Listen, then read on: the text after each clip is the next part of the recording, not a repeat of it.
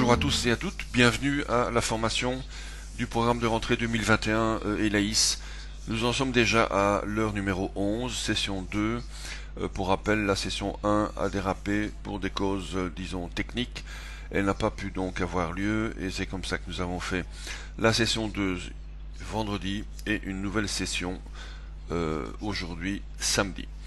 Alors, l'heure numéro 11, l'agenda nous dit tableau de bord, situation, éléments de gestion.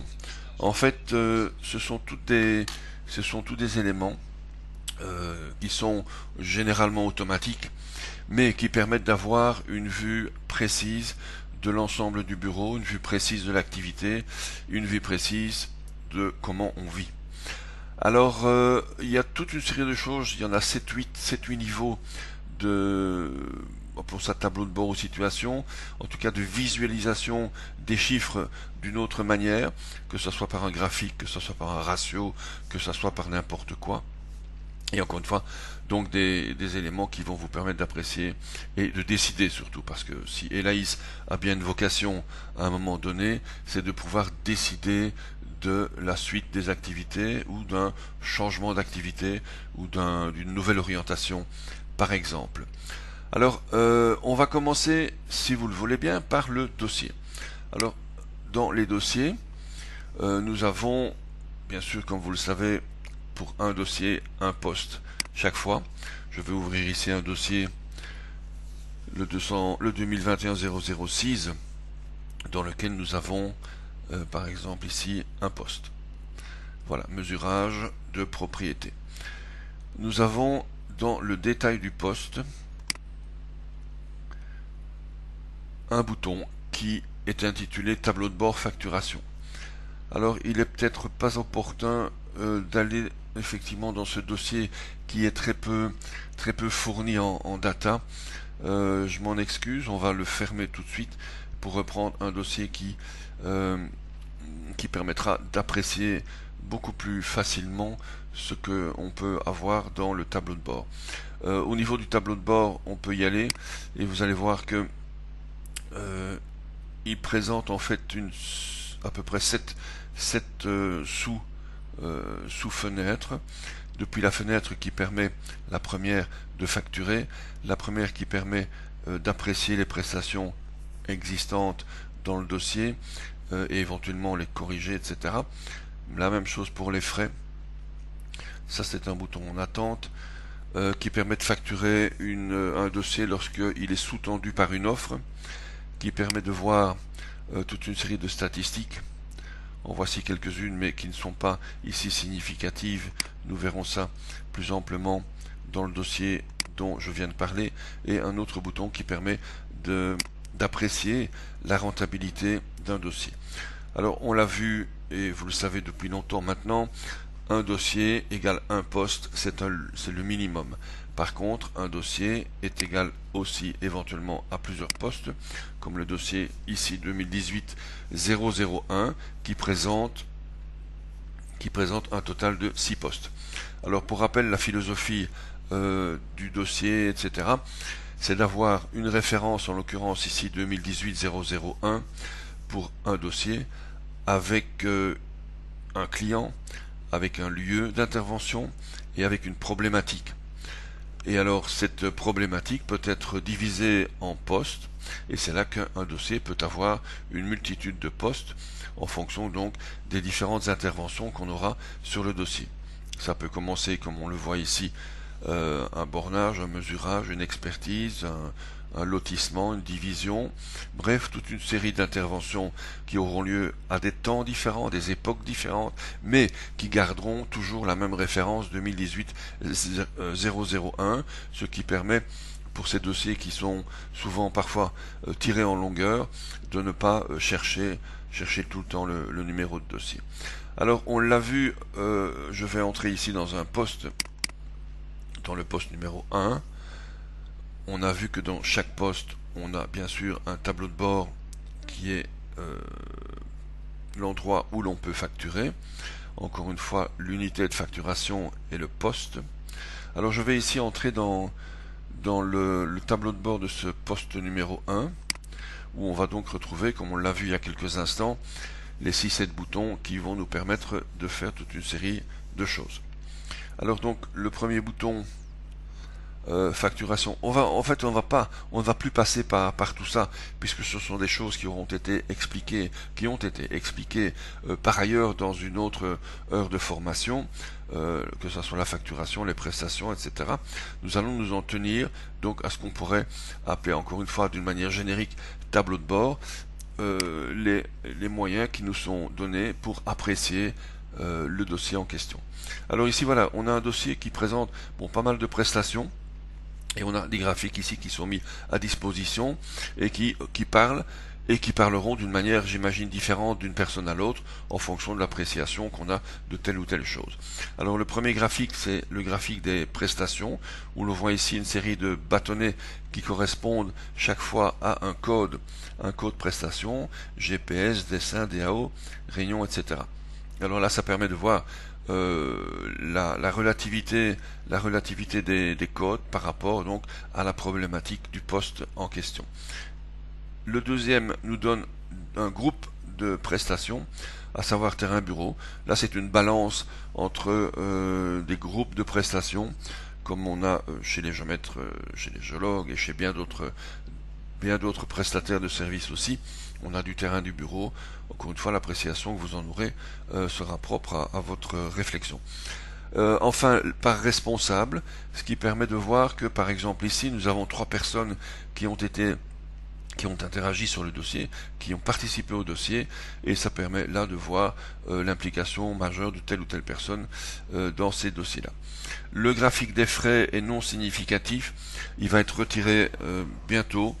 Enfin, en tout cas, il va être visualisé d'une autre manière, tant que il est un peu inutile et ridicule de comparer des bornes, enfin un bâtonnet qui reprend le déplacement par exemple, avec un bâtonnet qui reprend les bornes. C'est vraiment donc comparer des pommes et des poires, et ça ne sert à pas grand chose.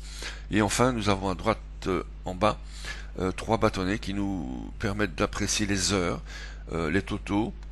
Alors nous avons 173 55 minutes pour les heures ajustées, les durées ajustées, pour 190,30 pour les durées originales, avec 20 heures de heures non facturables. Alors, le premier bâtonnet nous donne les heures ajustées. On voit qu'il y en a beaucoup moins que les heures originales. Les heures originales, encore une fois, ce sont des heures qui seront rapportées par vous-même ou par vos collaborateurs dans le dossier. Et puis après, le gérant, le responsable, va pouvoir ajuster les heures pour une raison ou pour une autre. Il va pouvoir aller vers le haut ou aller vers le bas, supprimer des heures qui ne sont pas, à son avis, dûment facturables au client, et faire des ajustements, encore une fois, qui peuvent être de l'ordre du temps, d'un coefficient et du prix unitaire de chaque prestation. Et enfin, il est évident que ce que le client reçoit, ce que le client voit et ce que le client est facturé sont bien évidemment les heures ajustées, les heures originales, les durées originales sont là pour l'historique du dossier. Et enfin les heures non facturables qui sont simplement les heures qu'on ne peut pas véritablement pas comptabiliser pour le client, facturer au client. Elles sont là, elles ont été prestées dans le dossier, mais pour une raison quelconque, on ne peut pas les facturer. Les raisons les plus classiques sont, par exemple, on arrive sur le terrain justement, et vous connaissez certainement tous les problèmes de batterie qu'un géomètre peut avoir, et on arrive sur le terrain avec un gros problème de batterie, la station a oublié d'être rechargée, et on ne sait pas prendre un seul point. Donc là, on va revenir au bureau, on va passer au total pour l'aller et pour le retour 2 heures par exemple de déplacement, eh bien ce sont évidemment des heures qu'on ne peut pas décemment facturer au client. Voilà la renotion, enfin en tout cas la redite de la définition des heures non facturables. Voilà pour le tableau de bord d'un dossier, une première façon donc d'évaluer et d'apprécier ce qu'on a fait sur ce dossier. Une deuxième façon dans le dossier, c'est, en tout cas dans le poste, c'est ce qu'on appelle la rentabilité, et donc c'est le calcul d'un coefficient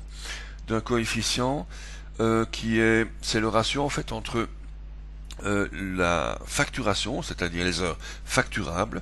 Ici nous avons par exemple 10 461 euros à facturer. Ça c'est ce que le client va recevoir et va devoir payer.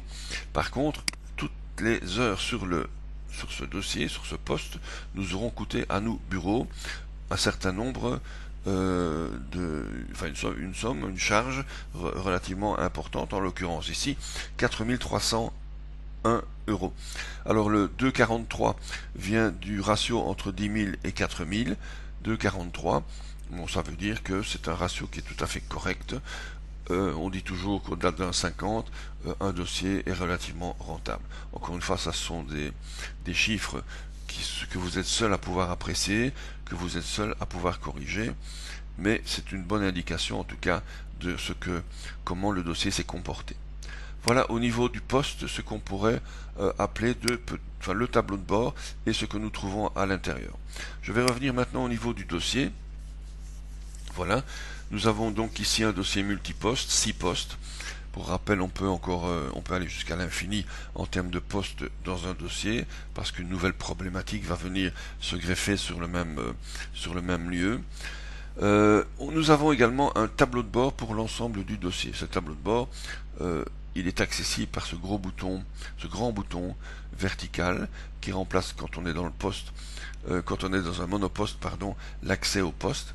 L'accès au poste dans un multiposte se fait donc en double-cliquant sur la ligne du poste. Là, on arrive dans le poste en question où nous avons donc accès au fameux tableau de bord où nous venons d'aller il y a quelques instants.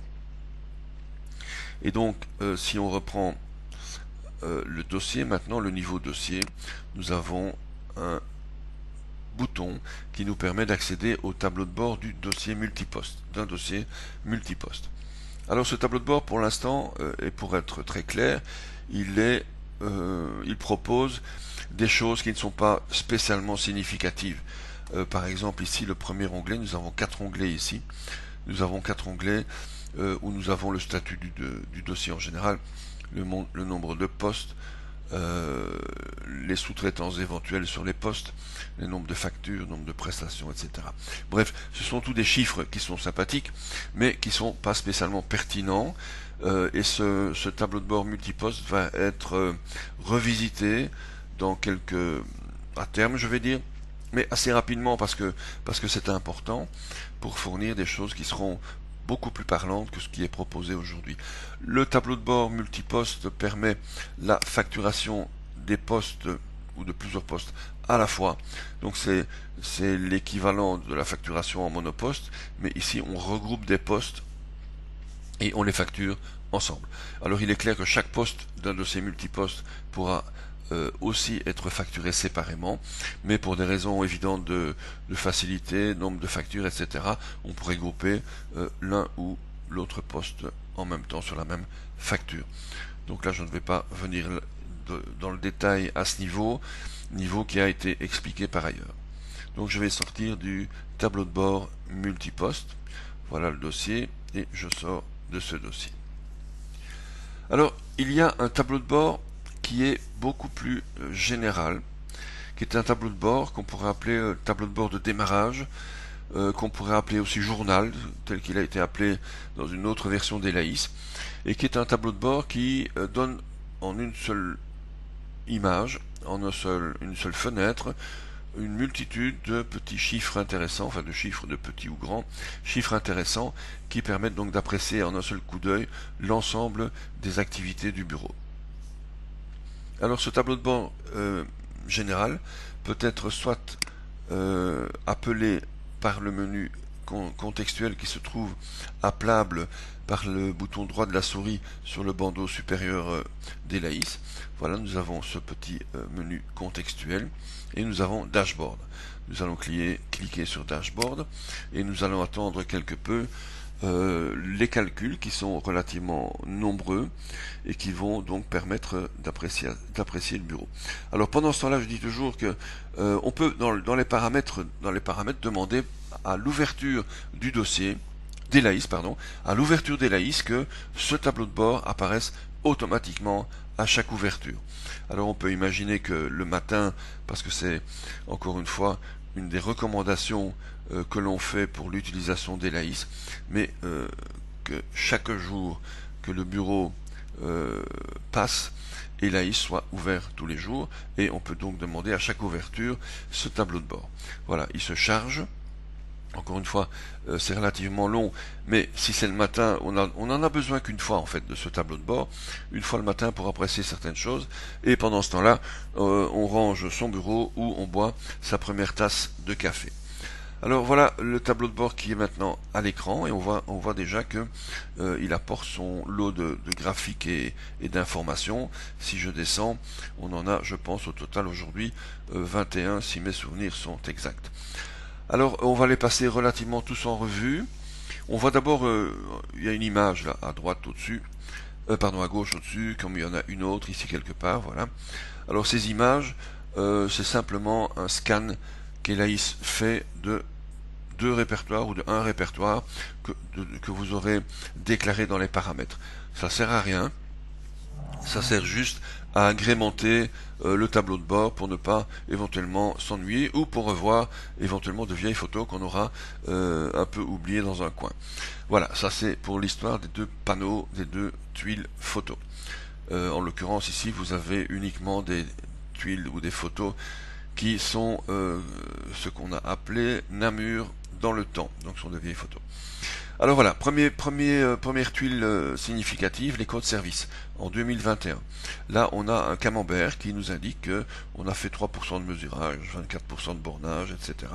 Ça indique, encore une fois, là c'est juste descriptif, ça indique grosso modo ce qu'on a fait sur l'année.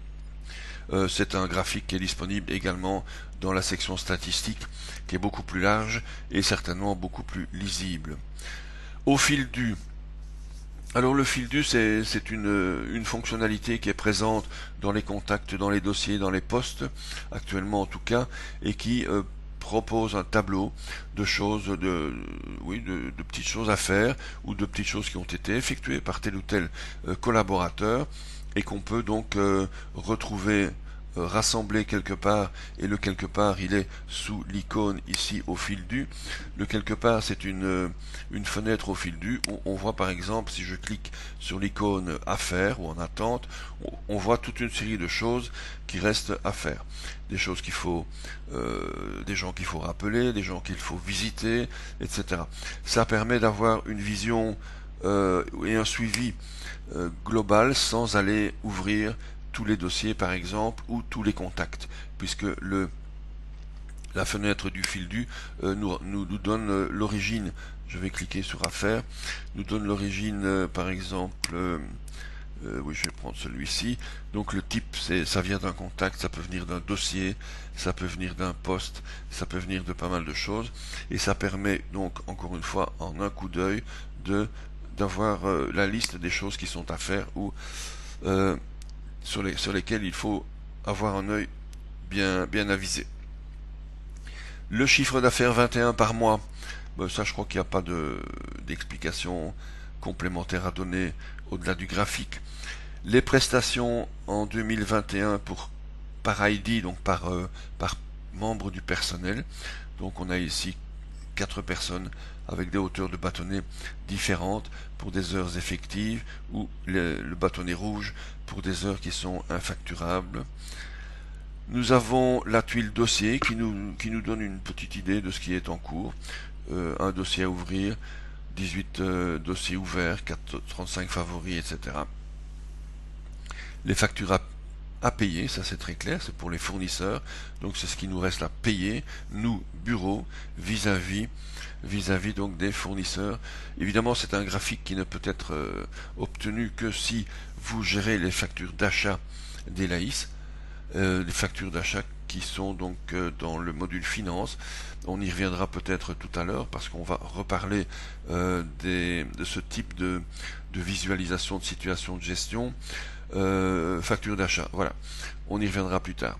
Le crédit client, c'est quoi? C'est le temps que les clients mettent à vous payer une facture. On reviendra à ce graphique tout à l'heure qui ici nous présente deux problèmes.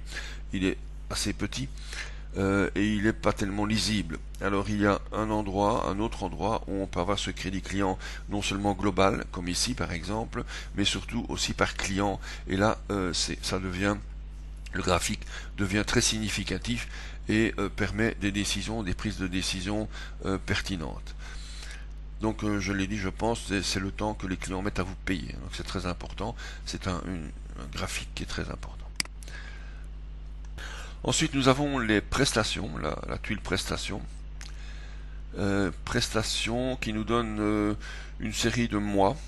En fait, on repart chaque fois 6 mois en arrière ou 5 mois en arrière par rapport au mois en cours, et cela nous donne le nombre de prestations globales qui ont été prestées par le bureau.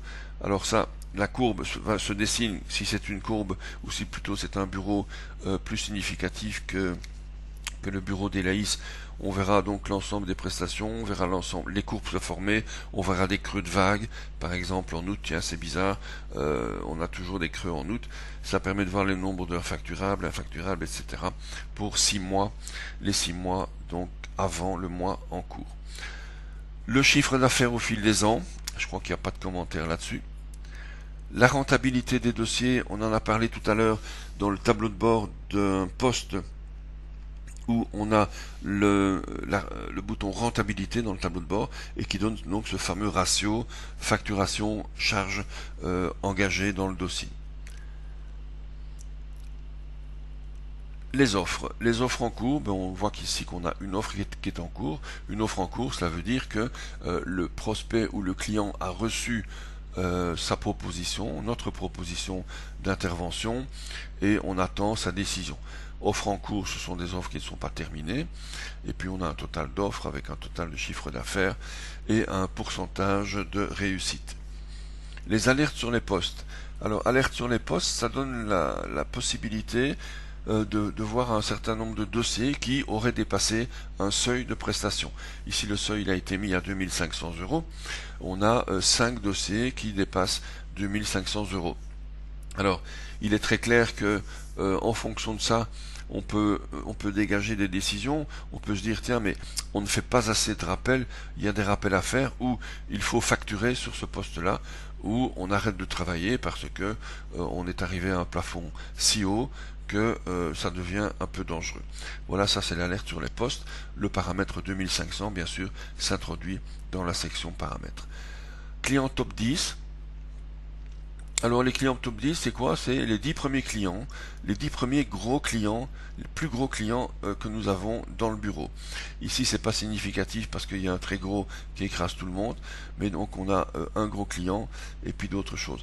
Dans un bureau normal, on a une courbe qui est évidemment asymptotique, là, qui descend et qui tend vers 0, avec les gros et les moyens et les tout petits. C'est une courbe qui... En tout cas, c'est un graphique qui peut aussi amener des décisions du style, tiens, mais ce client-là, on agit dans des affaires, dans des dossiers qui sont d'une part pas très excitants et qui nous font peut-être perdre de l'argent. Donc ça permet peut-être de dire à un client, écoutez, on peut plus vous suivre, allez chercher un autre prestataire, etc. Information, alors le niveau de l'information, on a dit tout au début qu'il avait quatre niveaux d'activité dans Elaïs, la prospection, l'information, les offres et les dossiers.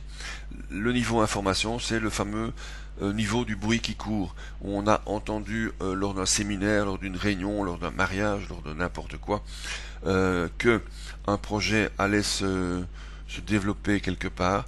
Au lieu de le noter ou de l'oublier, simplement de ne pas le noter ou de l'oublier, on va ici introduire quelques informations par définition qui permettront de suivre ça de près et éventuellement de s'inquiéter, de recontacter des gens pour voir si ces affaires se font ou pas. La tuile aujourd'hui, c'est un agenda, c'est votre agenda d'aujourd'hui. Bon, il est vide ici, mais il permettrait de voir ce qui a été prévu, en l'occurrence ce samedi 4 décembre 2021. Facture out, je crois que ce sont des chiffres qui parlent tout seuls également. Nous avons un encours client, c'est-à-dire des choses qui ne sont pas encore facturées, qui ont été facturées et qui ne sont toujours pas payées. Nous avons des prestations et frais à facturer. Là, c'est un chiffre qui est ici un peu aberrant, mais ce serait par exemple les frais et prestations déjà engagés sur des dossiers qui sont ouverts et qu'il reste à facturer. Donc c'est un chiffre important, c'est un chiffre encore une fois qui devrait être un déclencheur à une facturation, ou en tout cas oui, à une facturation principalement. Factura finalisée, donc on a dans le groupe factura finalisée une petite facture qui traîne, qu'il faudrait finaliser et envoyer au client. Les crédits en cours, on peut avoir la liste ici de tous les crédits qui sont en cours pour le bureau. C'est uniquement indicatif, ça permet d'apprécier éventuellement ce qu'il faut rembourser par mois et quand, voilà. Ici par exemple nous avons la date de fin le 1er juin 2023, le crédit tombe à 0, c'est toujours intéressant à savoir. Enfin, nous avons la tuile des activités infacturables qui permet d'apprécier de manière relative, ce sont des bâtonnets également, d'une manière relative toutes les activités qui sont véritablement infacturables à n'importe qui. Qu'il faut dissocier des heures non facturables, c'est pas la même chose. Une heure non facturable, c'est une heure qui aura été prestée d'une manière quelconque, mais qu'on ne peut pas facturer, qu'on ne va pas facturer au client pour des raisons qui vous seront propres. Tandis que les activités infacturables, c'est par exemple ici, nous avons des exemples, nous avons archivage, comptabilité, jardinage, il y a de l'entretien du bureau, il y a toutes ces choses qui sont nécessaires, mais qu'on ne peut facturer à personne. Voilà. Voilà donc le tableau de bord général d'Elaïs qui propose, on n'a pas compté, 21 tuiles et une quantité donc assez importante de chiffres et d'informations. Alors ce tableau de bord, vous pouvez le modifier un peu comme vous voulez en cliquant sur le bouton droit de la souris. Entrer en mode modification, nous avons à ce moment-là un grid qui s'amène et nous pouvons par exemple aller par drag and drop, aller dropper les images là parce qu'elles sont un peu ennuyantes et partir avec le chiffre d'affaires qui est beaucoup plus significatif par exemple dans ce tableau de bord. Et en ce qui me concerne, voilà, c'est celui que j'ai besoin de voir en premier lieu. Et là donc on arrange le tableau de bord comme on veut, ou éventuellement on peut masquer quelque chose qui n'est pas, on va par exemple masquer le crédit client. Le crédit client c'est pas significatif ici, on va dire ok, on va le masquer et la tuile va se libérer au profit d'autres tuiles. Alors la tuile dans un écran HD, pardon, le formulaire, le tableau de bord dans un écran HD, voilà, propose d'une manière optimum 12 tuiles. Ben voilà, c'est à vous à décider des 12 tuiles les plus pertinentes. Les calculs évidemment se feront plus rapidement et vous aurez à disposition 12 informations pertinentes en ce qui concerne votre bureau.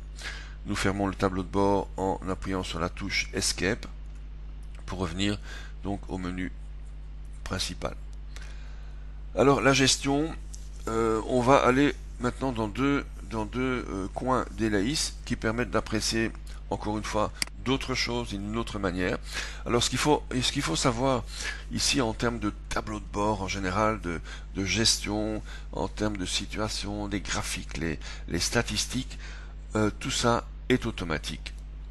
Alors il faut savoir qu'en termes donc, déjà tout ce qu'on vient de voir et tout ce qu'on va encore voir, il n'y a strictement aucune intervention de la part de personne pour pouvoir apprécier toutes ces informations. Et donc ces graphiques qui vous sont proposés, ces ratios, ces chiffres, ces tableaux émanent tous de ce qui aura été encodé en amont dans les contacts, dans les activités, dans les factures par exemple, et ce qu'on a ici c'est une analyse simplement de ce contenu. Alors nous allons aller dans Finance. Non, avant d'aller dans Finance, nous allons aller dans Gestion. Et là, on touche véritablement le mot clé, un des mots clés d'Elaïs, puisqu'on parle donc d'un logiciel de gestion. Alors dans Gestion, on trouve deux boutons qui nous intéressent. En tout cas, dans le menu numéro 2, on trouve là les situations. Alors situation, et on trouve tableau de bord. La situation, eh bien, c'est une situation qu'on pourrait appeler un micro-bilan. Je vais prendre par exemple l'année 2020. Je prends année 2020, je pourrais prendre un mois, je pourrais prendre un trimestre, je pourrais prendre un exercice comptable et je pourrais prendre une période quelconque. Bon, je vais faire au plus simple en prenant l'année mais on peut évidemment aller jouer avec les 4 autres options éventuellement, et je vais cliquer sur le gros bouton situé en bas à droite, voir la situation. Alors là, Elaïs nous met à disposition 2 colonnes d'abord, 2 colonnes qui représentent d'un côté à gauche les chiffres d'affaires par client et à droite qui nous propose les charges par fournisseur. Alors là, on est au niveau de l'année, on a des totaux annuels qui sont par mois agrémentés de bâtonnets d'un graphique qui permettent d'apprécier l'évolution et comparer correctement par mois encore le chiffre d'affaires et les charges, en espérant que les bâtonnets bleus soient toujours plus grands que les bâtonnets roses. Ici, ce n'est pas vraiment significatif et ça ne reflète pas les activités classiques d'un bureau. Voilà, on peut avoir le chiffre d'affaires tout court, on peut avoir les charges tout court, toutes seules plutôt, on peut avoir l'ensemble des deux, c'est ce qu'on vient de voir tout à l'heure, et on peut avoir la balance, donc la balance négative ou positive en fonction donc des charges et du chiffre d'affaires. Voilà donc ce qu'on appelle situation dans le groupe finance. Et enfin, nous avons le tableau de bord. Un tableau de bord qui n'est pas du tout le même que celui qu'on a vu au départ. Celui qu'on a vu au départ, c'est le tableau de bord que nous avons appelé général d'Elaïs, qui permet en un coup d'œil d'apprécier toute une série de petites choses. Ici, le tableau de bord qui est pour l'instant, qui ne présente pour l'instant que quatre choses clés, 4 chiffres clés, à commencer par le chiffre d'affaires, bien évidemment. On peut glisser d'une année à l'autre et on verra tout ce qui se passe d'une année à l'autre. Ça, c'est pour le chiffre d'affaires. Rien de spécial à expliquer à ce niveau-là. Les amortissements, c'est un tableau qui n'est pas complet. Enfin, ici, il est complet, mais il ne présente pas grand-chose dans l'exemple que je vous propose. Un graphique doit encore venir agrémenter les amortissements. Alors là, si on tient à jour, on va y faire peut-être un tout petit détour. Si on tient à jour les fiches logistiques, la logistique dans Elaïs est divisée en 4 matériels métiers. Donc ici nous avons par exemple uniquement du matériel topographique, de l'équipement IT, il n'y a rien, des équipements divers et éventuellement des véhicules. Voilà. Donc on a ici 4 grands types d'équipements. Si on parvient, et c'est pas très difficile, si on parvient à remplir la fiche, par exemple, je vais cliquer sur la fiche de la station ici, du scanner ici. Si on parvient à maintenir cette fiche, qui n'est pas encore une fois très compliquée, et on va pas s'apesantir là-dessus aujourd'hui parce qu'on dépasse l'objet de l'heure de formation. C'est une fiche qui se remplit, à mon avis, en 5-10 minutes, une fois qu'on acquiert le matériel et qu'on le met en activité.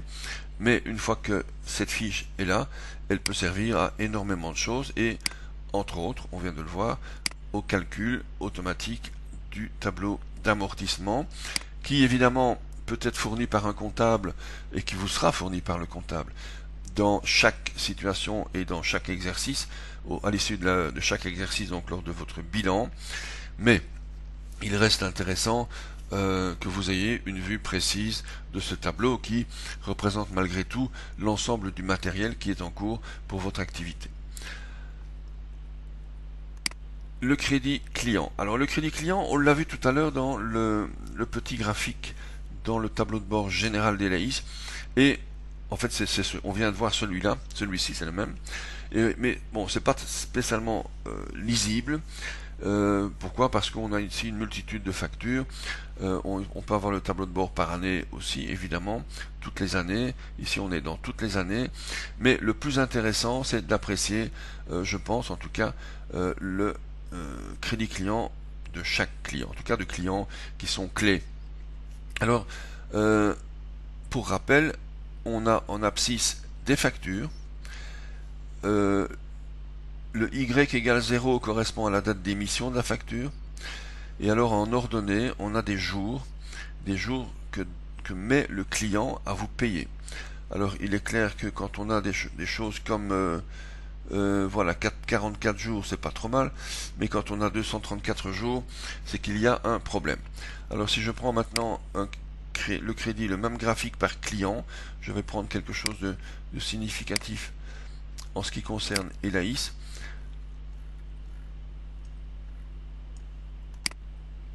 Voilà ici une courbe qui est très lisible et très significative. Nous avons un client d'Elaïs qui, et on le voit, paye relativement bien, 28 jours, 9, 10, etc. Ici, un couac dû à une raison XY, et là, un couac dû, je crois, au Covid à l'époque. Donc voilà ce qui nous permet d'apprécier la qualité du client. Le crédit client, ça veut dire que s'il ne paye pas, il faut éventuellement investir un crédit de caisse, par exemple. Donc c'est ça que donne cette courbe. Alors si on a un client qui vogue tout le temps dans les 200 voire plus, il est clair que c'est un très mauvais client qu'il faut soit abandonner, soit redresser entre guillemets par une discussion quelconque avec lui. Voilà, outil de décision encore une fois, et outil de comment dire, oui, de décision principalement, de discussion et de meilleure rentabilité. Alors le crédit fournisseur nous donne en fait la même chose, mais c'est l'inverse. C'est le temps que vous mettez à payer les fournisseurs. Alors ici la courbe, je ne sais pas si je peux avoir par exemple quelque chose de significatif et de très redondant, régulier en tout cas, Luc Oil peut-être. Voilà, ici on a un crédit fournisseur pour un fournisseur de carburant. Les courbes ou les durées me paraissent un peu non significatives, car en général c'est de l'ordre permanent, et il est clair que si c'est un ordre permanent, on a une courbe qui est strictement parallèle à l'axe des Y.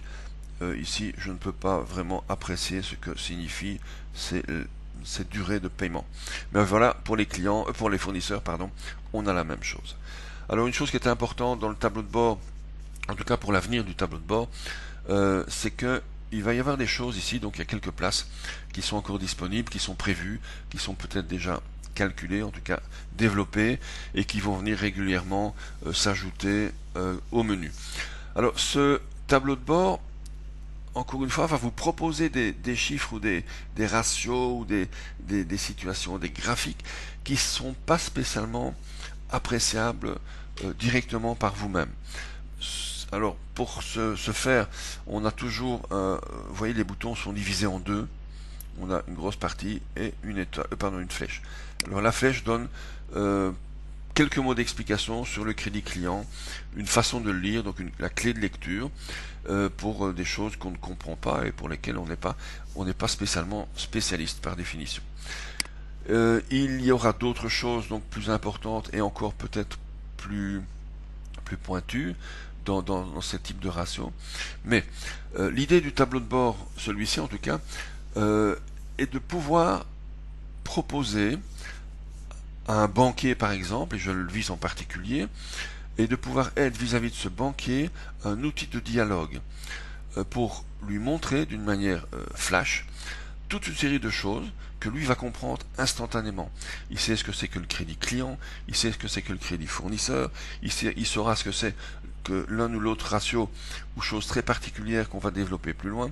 Et là, par exemple, si vous êtes en demande d'un crédit ou en demande où je vise crédit de manière générale ou de crédit de caisse par exemple en particulier, eh bien ça pourra simplement le rassurer dans le chef que votre activité tourne correctement et qu'il n'y a pas de soucis en la demeure.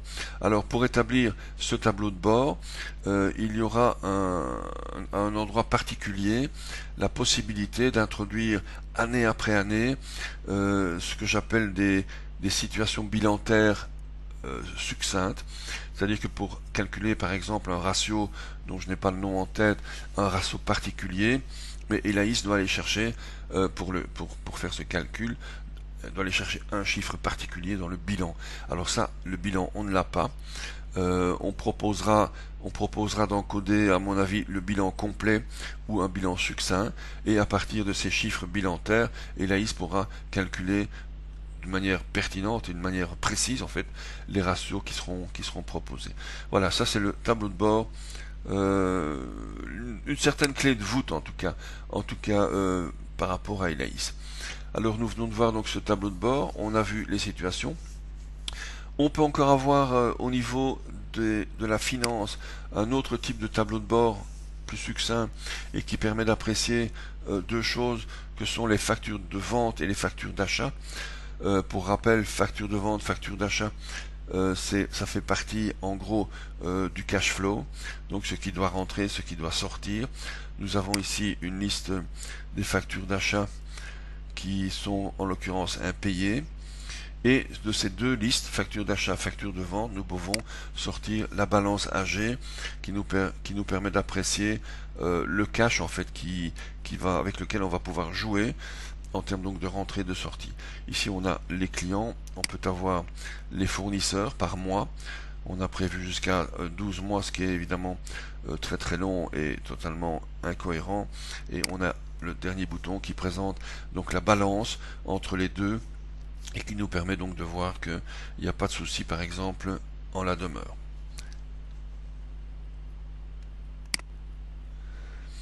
Ça c'est pour la balance AG. Un tout petit détour au niveau des achats. Encore une fois, l'introduction des achats qui représente statistiquement par mois une demi-heure, trois quarts d'heure si on compacte les factures. Donc il suffit d'avoir un classeur, que ce soit dans Elaïs où c'est prévu, classeur digital, ou que ce soit un classeur papier dans le coin d'un bureau. On les laisse et tous les, que sais-je moi, 25 du mois, ce sont des petites procédures à mettre en route si on veut profiter à 100% d'un outil comme Elaïs.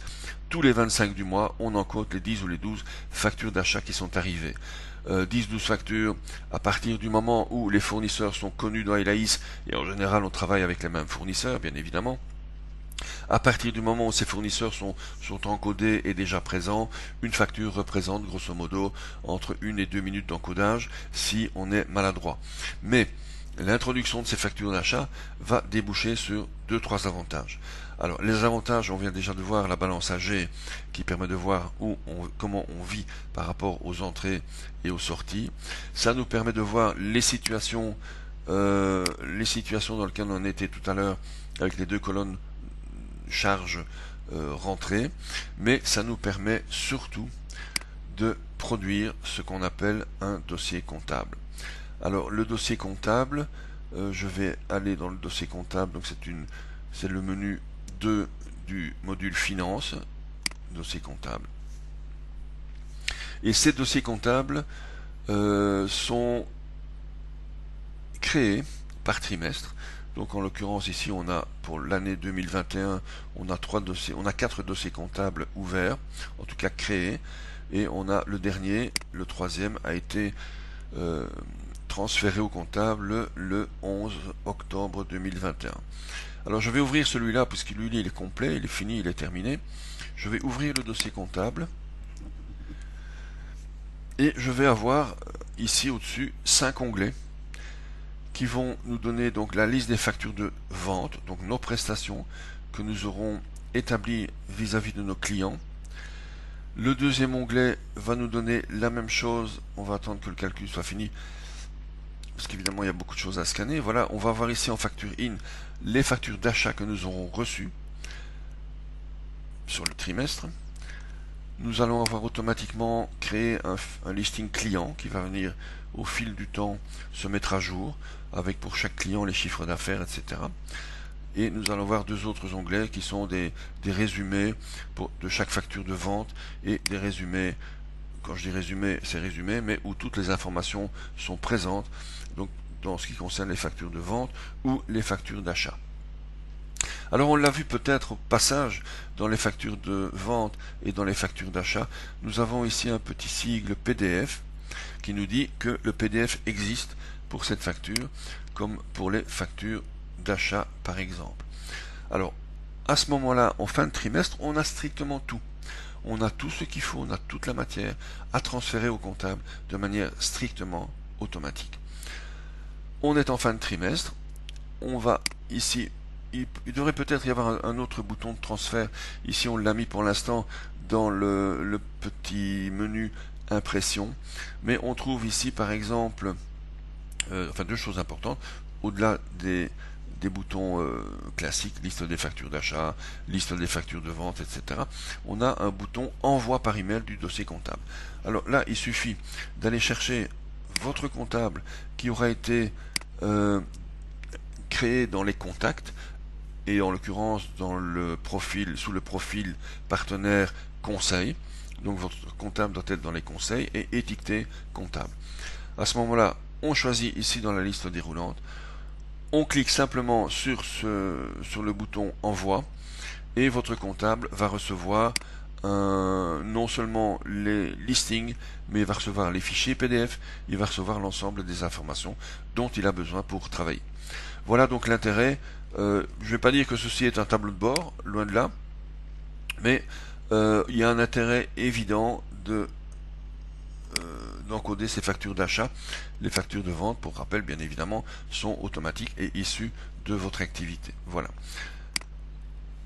Eh bien, je crois que cette séance se termine. Elle est un peu plus courte que les autres, mais elle est importante. N'hésitez pas, comme d'habitude, à noter vos questions. Notez les questions qui seront débattues à l'heure numéro 12, puisqu'on est à l'heure numéro 11. C'est l'heure qui termine le cycle de formation. L'heure numéro 12 sera donc consacrée essentiellement aux questions-réponses. Il y a 2 sessions de prévues pour l'heure numéro 12, mais il est très probable qu'on puisse étendre à une 13e heure l'ensemble des questions-réponses qui, j'imagine, pourront fleurir à l'issue de ces heures de prestation. Une dernière chose dans le cadre, puisqu'on arrive au bout de cette formation, une dernière chose, c'est que suivant l'intérêt que vous aurez porté à la formation, d'une part, et surtout le fait de passer aux choses sérieuses en installant Elaïs et en voulant l'utiliser dès 2022, on proposera également, et vous en serez averti d'une manière ou d'une autre, on proposera également un accompagnement à ce moment-là personnalisé. Il y a une certaine demande, mais qui n'est pas infinie, donc on pourra se permettre de personnaliser cet accompagnement d'installation, par exemple, première facture, par exemple, premier dossier, etc. Donc je crois que, encore une fois, mettez ça dans vos questions. Je vous souhaite un excellent week-end, je vous souhaite une excellente journée, et à bientôt.